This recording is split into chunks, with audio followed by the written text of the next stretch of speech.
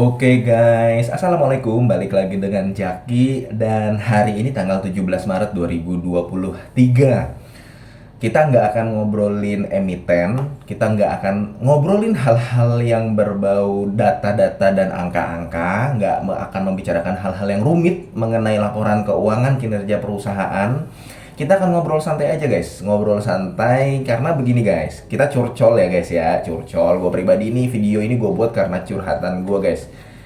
Jadi gini, market ini dari hari Senin kemarin kalau nggak salah ya, dari hari Senin kemarin sampai hari tanggal Kamis tuh tanggal 16 Maret itu mengalami market oleng. Jadi bukan market crash guys, tapi market oleng. Ini gue sebut oleng. Karena kenapa guys? Lu yang memang sudah masuk ke pasar modal dari tahun 2020, nah itu baru market crash. Kalau kayak begini bukan market oleng. Bukan market crash, tapi market oleng. Gue menyebutnya market oleng. Kenapa oleng? Ya cuman oleng aja, cuman ya turun, nanti rebound lagi. Hari ini rebound kan akhirnya. Dan sebenarnya market oleng ini bukan terjadi di hari ini aja. Bukan terjadi di periode minggu ini dan 2 minggu lalu aja, bukan. Sebelumnya pernah nggak? Pernah di Januari kemarin. Kemudian pernah lagi nggak? Pernah sebelum Lebaran kemarin atau setelah Lebaran kemarin ya, gue lupa, yang antam sampai 1.500 dan sebagainya tuh. Jadi kondisi ke depan akan begini terus. Akan begini terus. Nah, begini guys. Gua di YouTube ini kan gua iseng membuat YouTube sekitar 4 bulan yang lalu ya guys ya. Dan ya alhamdulillah responnya positif. Dan ternyata gue banyak kenal dengan orang-orang. Ada Mas Arif yang dari Karawang ya, yang tadinya di YouTube akhirnya jadi diskusi intens komunikasi di Instagram Fahminur Muzaki. Kalau lu mau temenan sama gue boleh ya. Biasanya sih gue memang balas karena gue memang megang HP kerjaannya, dan kalau gue ada waktu untuk balas gue akan balas begitu. Tapi kalau penipuan gue nggak balas, biasanya begitu. Wah, kalau gue udah indikasi wah ini penipuan nih, gue nggak balas. Balik lagi ke tadi, gua kan buat video ini iseng-iseng ya sekitar bulan Oktober ke tahun 2022 lalu, dan alhamdulillah responnya positif. Gua kenal banyak orang. Ada Mas Arif yang di Karawang ya, Bang Roy yang wah dananya udah gede banget, dan gua nggak ternyata nggak menyangka gitu loh, orang yang pengelolaan dananya besar bisa nonton YouTube sereceh gua ya. Kemudian ada Bang Herman yang punya pengalaman pernah kerja di Bluebird, pernah menjadi sopir dari direksinya dari Prodia, itu hebat. Jadi dia punya edge, kalau katanya Benix, dia punya edge, punya wawasan bagaimana kinerja Prodia, bagaimana kinerja Bluebird, dan gue diskusi sama dia. Serta ada jadi gambaran Bluebird ini bagaimana akhirnya, dia nanti sopirnya bagaimana, target dari taksinya bagaimana, wah hebat lah. Kemudian ada Keranjang Reot, gue nggak ngerti tuh Keranjang Reot siapa namanya, tapi gue cukup intens komunikasi dengan dia, diskusi. Kemudian ada Bang Giono, Pak Giono yang tinggal di Solo, dia pejabat di Garuda Food ya. Jadi kalau misalkan mau mengetahui sektor consumer goods bagaimana, bisa. Gue akhirnya koordinasi sama si Bang Giono ini. Jadi kurang lebih adalah yang mau gue sampaikan, karena gue membuat channel ini iseng-iseng, ada respon yang positif ya. Ya akhirnya gue jadi kenal banyak orang dan sering intens komunikasi, dan akhirnya ya itu diskusi yang mana sebenarnya malah menambah wawasan buat gue. Dan dari orang satu akhirnya gue kadang-kadang ngobrol ke orang lain, orang akhirnya bisa menjadi input dan wawasan bagi orang lain dan bagi gue juga. Jadi intinya adalah gue mendapatkan pelajaran justru dari teman-teman yang subscribe YouTube ini gitu. Dan ya karena di Instagram gue biasanya tinggal forward aja, tergantung komunikasinya lagi sama siapa. Nah itu pula alasan gue kenapa nggak membuat grup tele. Karena gini guys, kan ada beberapa teman-teman di YouTube yang komen buat grup tele dong, buat grup tele. Gue memang terus terang gue nggak buat grup tele, dan mungkin juga gue nggak bikin kelas seperti yang lain karena memang nggak ada waktunya. Dimana gue juga bekerja, sebenarnya gue juga ngurusin usaha keluarga yang pernah gue bilang gue bekerja juga ya. Makanya gue biasanya tipe gue adalah nanti gue bekerja dapat uang, kemudian gue masukin lagi ke saham, gue beli lagi ke saham. Jadi market oleng ini justru nggak menjadi hal yang menakutkan sebenarnya buat gue, karena ya gue kalau misalkan nanti turun gue belanja lagi, gue belanja lagi, gue belanja lagi kalau memang harus TP begitu. Nah, gini guys, kita membicarakan IHSG. Sekali lagi ini ngobrol santai aja guys ya.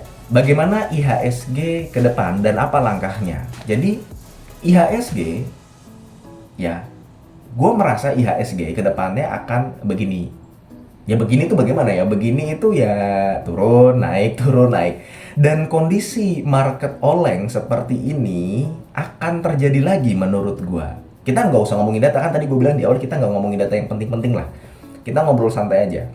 Menurut gua market oleng nanti akan terjadi lagi. Kapan kira-kira? Lu boleh jawab dalam hati atau lu pause videonya. Kalau misalkan lu jawabannya sama seperti gua, berarti kita punya pikiran yang sama. Menurut gua nanti market oleng akan terjadi lagi. IHSG mungkin bisa turun ke 6.500, 6.300, 6.200. Bisa. Kapan? Ketika nanti perusahaan-perusahaan komoditas seperti batu bara itu nanti sudah membagikan dividennya, dan ketika nanti laporan Q1 2023, laporan Q2 2023 sudah rilis, dan potensinya saham-saham batubara IPS-nya akan menurun dibanding tahun 2022. Lu lihat Bayan sekarang harganya masih berapa, market cap-nya masih berapa, Adro harganya masih berapa, PTBA masih berapa, UT kemarin market oleng UT ke berapa? Ya di situ-situ aja 26.000, 27.000 ya, UNTR, ITMG sama ya masih di situ aja 37.000. Jadi belum turun sebenarnya. Kondisi market oleng ya hanya di saham-saham yang kayak misalkan kemarin BBCA turun, kemudian BBRI turun ya. Banyak yang turun, tapi saham batubara masih belum turun. Turunnya tidak terlalu signifikan. Kenapa? Karena masih ada dividen dan banyak orang yang masih mau berebut dividen dari perusahaan-perusahaan batubara.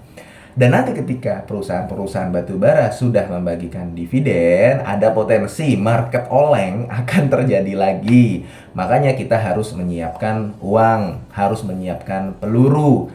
Jadi lu jangan kaget lagi nanti kalau misalkan ada market oleng kayak tanggal 16, 15, 14 Maret kemarin. Gak usah kaget dan gak usah panik. Justru ketika market oleng itu terjadi, selok. Dan beberapa kemarin gue juga ngobrol sama teman-teman yang tadi di awal gue sebutkan ya, baik dengan Bang Roy, baik dengan Mas Arief, Bagiono, Pak Henry yang juga gawe di BCA juga. Banyak yang murah, INKP, Pegas, kemudian kemarin tuh murah-murah tuh.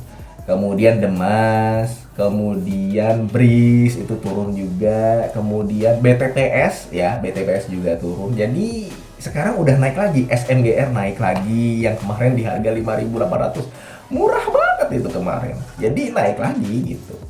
Nah, nanti kalau kondisinya terjadi market oleng lagi, lu udah punya peluru. Jadi orang yang berhasil di pasar modal adalah orang yang siap ketika lu nanti punya peluru ketika pasar oleng, market oleng, lu bisa belanja lagi. Nah, apa yang harus kita lakukan ke depannya? Begini guys, menurut gua ya, dan ini juga gua belajar dari orang yang lebih pengalaman tadi, Bang Roy itu ya, karena memang sering komunikasi. Jadi hal pertama yang kita lakukan saat ini adalah satu, evaluasi lagi apakah saham yang dipegang masih memiliki kinerja baik. Kan gue beberapa kali sudah merilis video guys ya.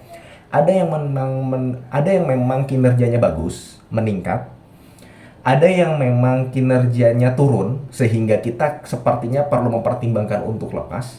Ada yang kinerjanya biasa-biasa aja tapi sahamnya murah. Kayak INKP itu dia kinerjanya meningkat dan sahamnya murah. Kayak kemarin ada apa tuh?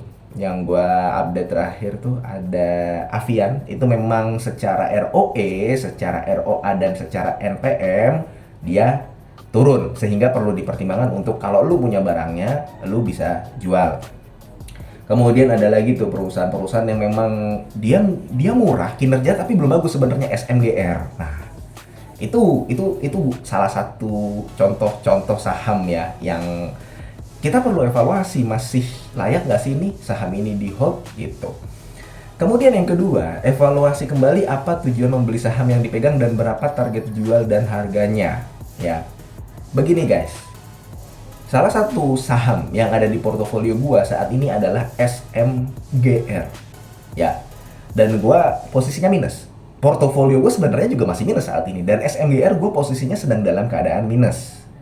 Tapi ketika market oleng kemarin ya gue biarkan saja. Karena gue pernah update di video sebelumnya pula bahwa gue memiliki rencana dengan SMGR ini, gue akan hold, beli dari sekarang untuk dicicil, kemudian nanti dijual pada 2024-2025. Jadi apabila SMGR ini turun, ya nggak masalah, belanja lagi gitu.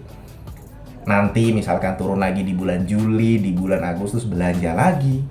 Itu salah satunya ya, SMGR. Selain SMGR ya gue ada megang banyak. Tapi kondisi yang cocok dengan kondisi yang kedua ini, di mana gue punya target dan planning saham apa yang mau gue hold dan gue layak untuk diserok lagi ya SMGR. Kemarin SMGR di harga 5.800, 5.900 gue kasih tau guys, itu murah banget. Dan sekarang dia udah naik lagi ke 6.000 kalau gue nggak salah. Gitu. Kemudian yang ketiga, apabila ada uang ya, apabila ada uang gak usah panik guys, gak usah takut lu menangkap pisau jatuh.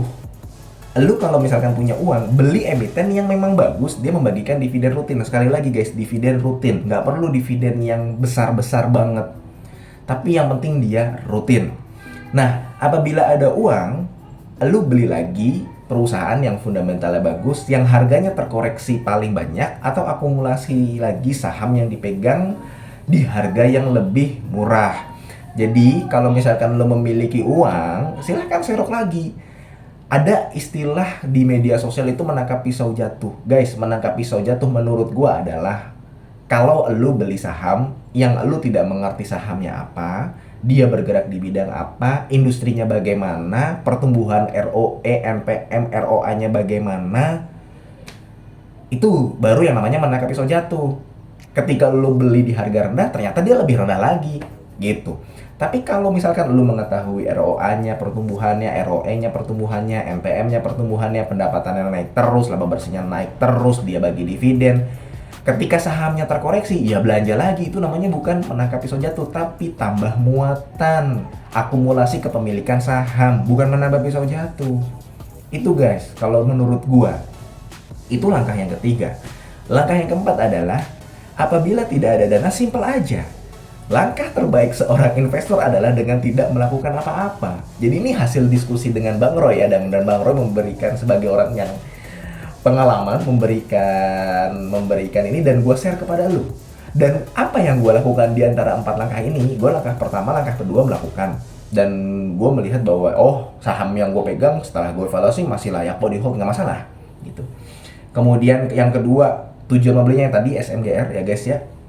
Apabila ada uang, itu tadi gue kasih tahu ada saham yang memang layak untuk dikoleksi, salah satunya INKP kemarin. Dia memang dividennya nggak banyak, tapi harganya sudah murah banget itu guys. Seperti gue kalau ngomong murah banget kayak videonya tadi ya, yang ditangkap tuh, yang ya itulah pokoknya lah yang mobilnya banyak tuh. Nah, gue kemarin melakukan hal apa? Gue melakukan hal yang keempat. Jadi gini guys, gue memang sedang ada renovasi rumah ya guys ya. Jadi duit gue memang kepake buat renovasi rumah. Dan ketika gue mau melakukan renovasi rumah, ketika gue saat ini portofolionya minus, dan ketika sahamnya banyak yang minus, ya gue nggak melakukan apa-apa. Nggak melakukan cut loss juga, nggak nambah muatan juga. Dan beberapa teman-teman di Instagram, Mas Ari, Pak Giono, beli apa lagi? Gue jawab, gue nggak beli apa-apa bang, gue lagi renovasi rumah nih buat beli cat, bikin kamar, tambah kamar, kemudian plafon ada yang bocor, kemudian bobok kamar mandi gue bagusin. Jadi itu yang gue lakukan, dan gue juga jadinya nggak beli tambah muatan, tapi gue nggak cut loss. Kenapa? Karena gue mau mempersiapkan untuk fase berikutnya. Ketika nanti market oleng lagi, kapan? Gue memprediksinya setelah nanti musim dividen akan oleng lagi nih, turun mungkin IHSG ke 6.200, 6.300. Gue bukan nebar fear, tapi hal tersebut bisa saja terjadi.